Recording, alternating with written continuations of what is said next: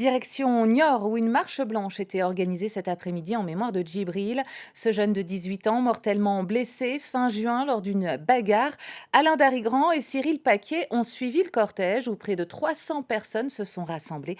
Ils ont rencontré des amis et parents du jeune homme. Sur les t-shirts, son sourire témoigne de sa joie de vivre. Djibril est mort il y a 3 mois après avoir reçu 4 coups de couteau. Aujourd'hui, ses proches lui rendent hommage. C'était quelqu'un de gentil, qui était toujours là pour aider les autres, qui pensait toujours au bien des autres avant son bien et qui était compréhensif. Vraiment une personne parfaite, un ange comme on pourrait le dire. Il était toujours joyeux, il était toujours là pour les autres. C'est un ami proche, il était très bienveillant, il était toujours souriant, il prenait beaucoup soin de nous, il nous donnait des conseils. En tête du cortège, les parents du jeune homme de 18 ans, touchés par l'ampleur du rassemblement qui a réuni près de 300 personnes. Ça prouvait que notre fils Djibril était adoré par beaucoup de personnes. Et ça, là-dessus, on est vraiment très très émus.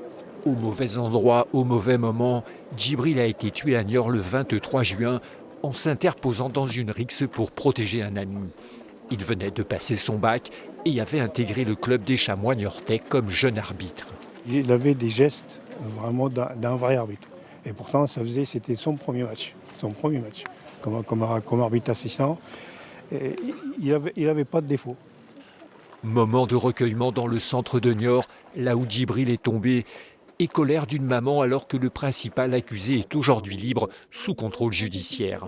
Comment peut-on me parler de justice alors qu'un détenteur de 17 couteaux et 14 katanas, fils de commando, est actuellement libre, ainsi que son complice? L'enquête toujours en cours est confiée au pôle criminel de Poitiers.